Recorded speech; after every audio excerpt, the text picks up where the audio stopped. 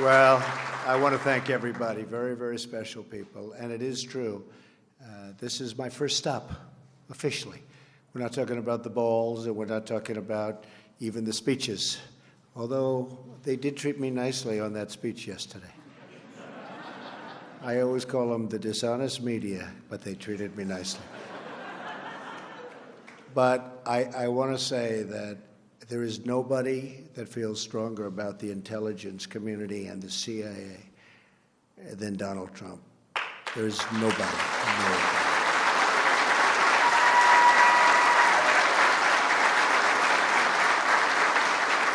And the wall behind me is very, very special. We've been touring for quite a while. And I'll tell you what, 29? I can't believe it. Oh, 28. We've got to reduce it.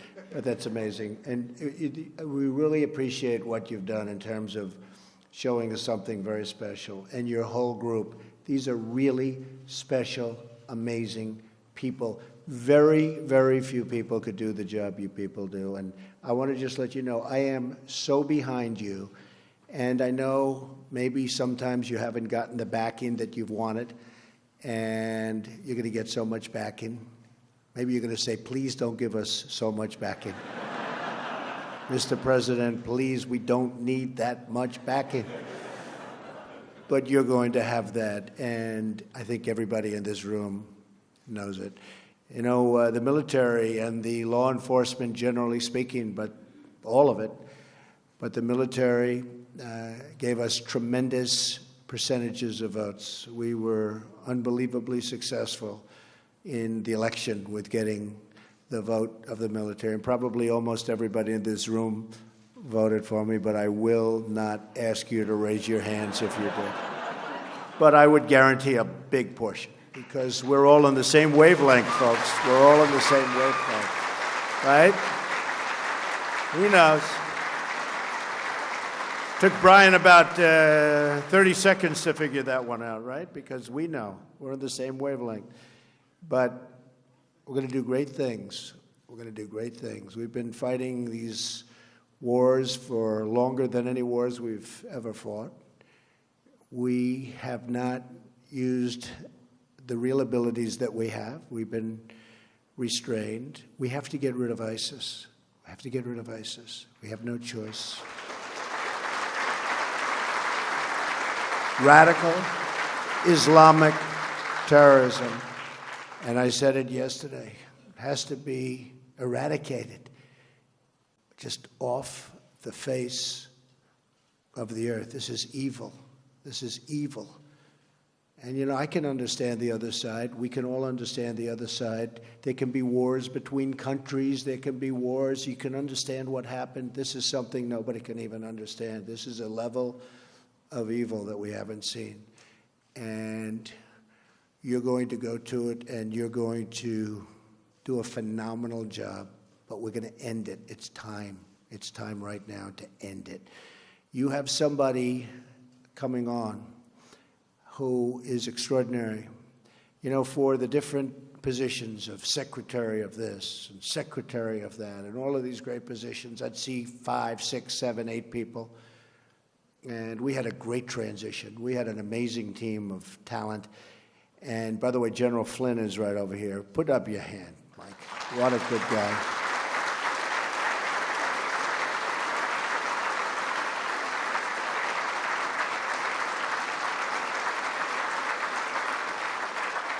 And Reince and my whole group. Reince, you know, right? They don't care about Reince. He's like this political guy that turned out to be a superstar, right? We don't have to talk about Reince. But we did. We had just such a tremendous, tremendous success. So when I'm interviewing all of these candidates that Reince and his whole group is putting in front, it went very, very quickly. And in this case, went so quickly because I would see 6 or 7 or 8 for Secretary of Agriculture, who we just named the other day, Sonny Perdue, former governor of Georgia, fantastic guy. But I'd see 6, 7, 8 people for a certain position. Everybody wanted it. But I met Mike Pompeo, and it was the only guy I met. I didn't want to meet anybody else. I said, cancel everybody else. cancel. Now, he was approved essentially, but they're doing little political games with me. You know, he was one of the three. Now, last night, as you know, General Mattis, fantastic guy, and General Kelly got approved.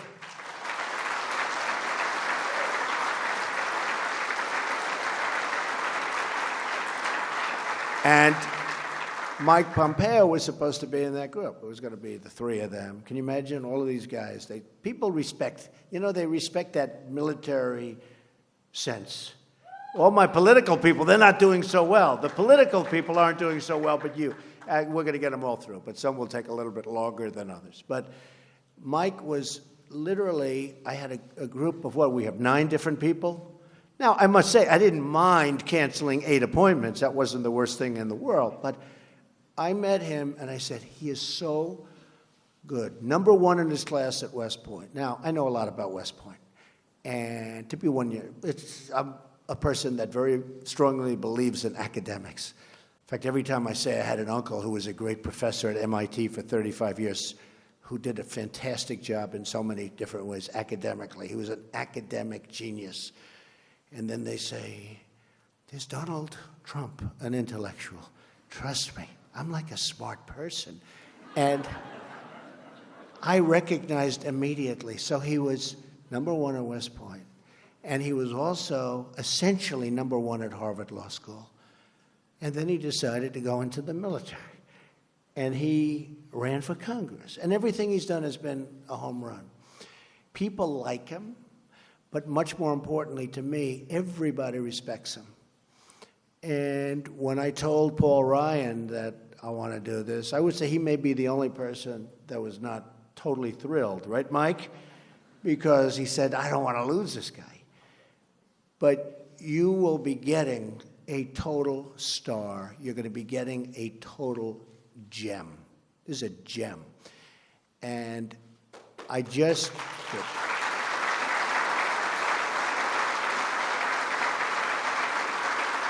You'll see. You'll see.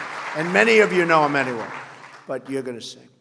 And again, we have some great people going in, but this one is something going to be very special because this is one, if I had to name the most important, this would certainly be perhaps, in certain ways you could say my most important. You do the job like everybody in this room is capable of doing. There can be, and the generals are wonderful, and the fighting is wonderful. But if you give them the right direction, boy, does the fighting become easier. And boy, do we lose so fewer lives and win so quickly. And that's what we have to do. We have to start winning again. When I was young, and when I was, of course, I feel young. I feel like I'm 30, 35, 39. Somebody said, are you young? I said, I think I'm young.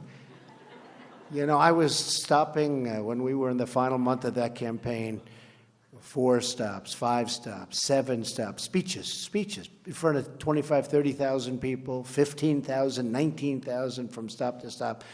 I feel young. But when I was young, and I think we're all sort of young, when I was young, we were always winning things in this country. We'd win with trade. We'd win with wars. At a certain age, I remember hearing from one of my instructors, the United States has never lost a war. And then after that, it's like, we haven't won anything. We don't win anymore. The old expression, to the victor belong the spoils. You remember I always used to say, keep the oil. I wasn't a fan of Iraq. I didn't want to go into Iraq. But I will tell you, when we were in, we got out wrong. And I always said, in addition to that, keep the oil. Now, I said it for economic reasons. But if you think about it, Mike, if we kept the oil, you probably wouldn't have ISIS because that's where they made their money in the first place. So we should have kept the oil. But, okay. Maybe you'll have another chance. But the fact is, we should have kept the oil. I believe that this group is going to be one of the most important groups in this country toward making us safe, toward making us winners again, toward ending all of the problems. We have so many problems that are interrelated that we don't even think of, but interrelated to the kind of havoc and fear that this sick group of people has caused. So I can only say that I am with you 1,000%. And the reason you're my first stop is that, as you know, I have a running war with the media. They are among the most dishonest human beings on earth. Right?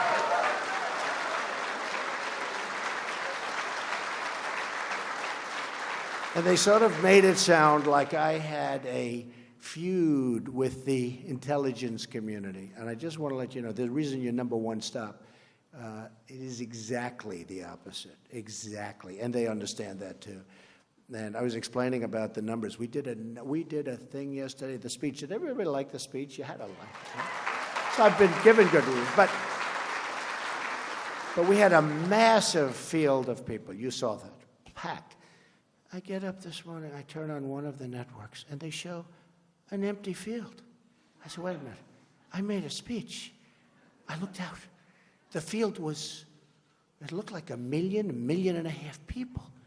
They showed a field where there were practically nobody standing there. And they said, Donald Trump did not draw well. I said, it was almost raining. The rain should have scared him away, but God looked down and he said, we're not going to let it rain on your speech. In fact, when I first started, I said, oh, no. First line, got hit by a couple of drops. And I said, oh, this is too bad, but we'll go right through it. But the truth is that it stopped immediately. It was amazing. And then it became really sunny. Then I walked off, and it poured right after I left. It poured. But, you know, we have something that's amazing because it looked like 1.5 million people, whatever it was. But it went all the way back to the Washington Monument. And I turn on the thing, and by mistake, I get this network. And it showed an empty field. And it said we drew 250,000 people. Now, that's not bad, but it's a lie. We had 250,000 people literally around, in the little bowl that we constructed. That was 250,000 people. The rest of the, 20-block area all the way back to the Washington Monument was packed. So we caught them, and we caught them in a beauty. And I think they're going to pay a big price. We had another one yesterday, which was interesting. In the Oval Office, there's a beautiful statue of Dr. Martin Luther King. And I also happen to like Churchill, Winston Churchill. I think most of us like Churchill. Doesn't come from our country, but had a lot to do with it, helped us, real ally. And as you know, Churchill's statue was taken out, the bust. And as you also probably have read, the Prime Minister is coming over to our country very shortly, and they wanted to know whether or not I'd like it back. I'd say absolutely, but in the meantime, we have a bust of Churchill. So a reporter for Time magazine, and I have been on their cover like 14 or 15 times. I think we have the all-time record in the history of Time magazine. Like if Tom Brady's on the cover, it's one time because he won the Super Bowl or something, right? I've been on for 15 times this year. I don't think that's a record, Mike, that can never be broken. Do you agree with that? What do you think? But I will say that they said, it was very interesting, that Donald Trump took down the bust, the statue of Dr. Martin Luther King, and it was right there. But there was a cameraman that was in front of it. So Zeke from Time magazine writes a story about I took down. I would never do that because I had great respect for Dr. Martin Luther King. But this is how dishonest the media is. Now, big story, the retraction was like where? What, was it a line, or do they even bother putting it in? So I only like to say that because I love honesty. I like honest reporting. I will tell you, final time, although I will say it when you let in your thousands of other people that have been trying to come in, because I am coming back, we may have to get you a larger room.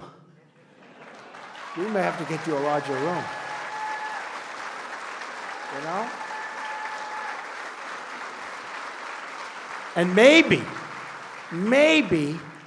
it'll be built by somebody that knows how to build, and we won't have columns. Do you understand that? We get rid of the columns. But no, I just wanted to really say that I love you.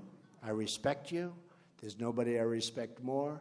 You're going to do a fantastic job, and we're going to start winning again, and you're going to be leading the charge. So thank you all very much. Thank you, beautiful. Thank you all very much. Have a good time. I'll be back. I'll be back. Thank you.